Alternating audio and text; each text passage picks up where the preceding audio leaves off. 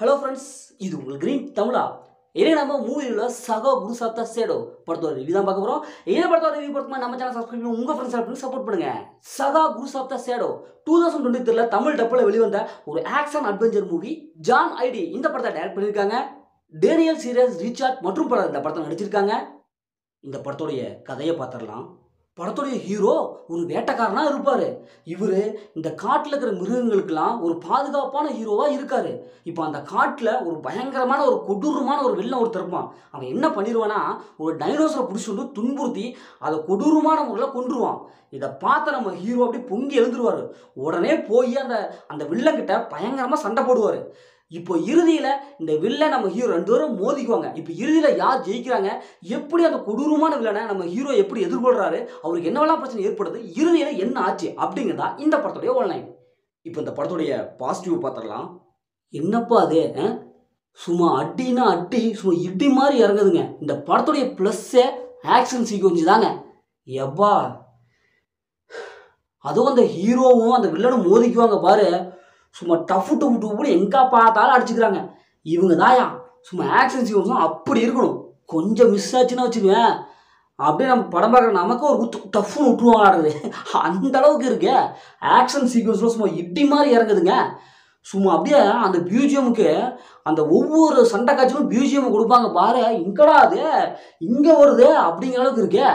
அதே மாதிரி camera angle அவங்க சண்டை போடுறதுக்கு தகுந்த மாதிரி பர்ஃபெக்டான ஒரு கேமரா அவங்க கொடுத்துருக்காங்க. அப்படியே பார்க்கும்போது அப்படியே ஆக்ரோஷமாக வில்லாம் அப்படியே ஹீரோ புரட்டி எடுக்கிறதும், அதை விட ஹீரோ எப்பா தில்லாலங்கடியாக்குறா, அப்படியே சும்மா அட்டி பிச்சு உதறாப்புல. ஆக்ஷன் சீக்வன்ஸு பக்காவாக இருக்கு. எப்போ அந்த படத்தோட ஹீரோ டேனியல் எங்கப்பா அது சும்மா சொல்லிட்டு அடிக்கிறாரு. ஃபர்ஸ்ட் ஆஃப் ஸ்க்ரீன் பிளேல செம்மையாக இருக்குது. ஏன்னா ஒரு ஆக்ஷன் படத்துக்கு என்ன வேணுமோ அந்த ஸ்க்ரீன் பிளே கொடுத்துட்டாங்க. ஃபர்ஸ்ட் ஆஃப் படம் பார்க்கும்போது ரொம்ப ஸ்பீடாக போகுது, செம்மையாக இருக்குது. அந்த வில்லனை போய் பார்க்குறது, இவங்க தாக்குறது, டைனோசர் காமிப்பாங்க பாரு, விஎஃப்எக்ஸ்லாம் அப்படி அல்டிமேட்டாக இருக்குது. உண்மையாக டைனோசர் மாதிரியே இருக்குது. அது அந்த ஃபஸ்ட்டு சீன்லாம் வில்லன் டைனோசர் அப்படி கொடுமைப்படுத்துவோம் பாரு, என்னடா அது இருக்கிறதுலே டைனோசரும் ஒரு ஆபத்தான மிருகம். அந்த மிருகத்தையே நம்ம வில்லன் வந்து கொள்றானா, அவன் எவ்வளோ பெரிய ஆளாக இருப்பான். எப்பா அந்தளவுக்கு ஃபர்ஸ்ட் ஆஃப் பக்காவான ஒரு ஃபர்ஸ்ட் ஆஃப் கொடுத்துட்டாங்க. ஸ்க்ரீன் பிளேவும் செம்மையாக இருக்கே. இப்போ இந்த படத்துடைய மைனஸை பார்த்துடலாம். என்னையா அது ஓயாமல் சண்டையை போட்டுக்கிறீங்க, எப்போ பார்த்தாலும் வில்லன் ஹீரோ 2 பேரும் அடிச்சுக்கிறாங்க, அதுதான் என் படத்தில் இருக்குது. மற்றபடி ஒரு எமோஷனல் இருக்கா, ஒரு கரும எதுவுமே இல்லை, எல்லாம் அடிச்சுக்கிறாங்கய்யா. இதே மாதிரி ஸ்டோரியிலன்னு ஏகப்பட்ட படத்தில் பார்த்தாச்சு, அதே ஸ்டோரியில கொண்டு வந்துருக்குறாங்க. அதுதான் நமக்கு கொஞ்சம் ஒரு மைனஸாகவே இருக்குது. அதே மாதிரி படத்தில் கிளைமேக்ஸ் அதே மாதிரி தான். எப்பேற்பட்ட கிளைமேக்ஸ் அதில் 80s 90s பார்த்தாச்சு, அதே கிளைமேக்ஸ் தான் கொடுத்துருக்காங்க.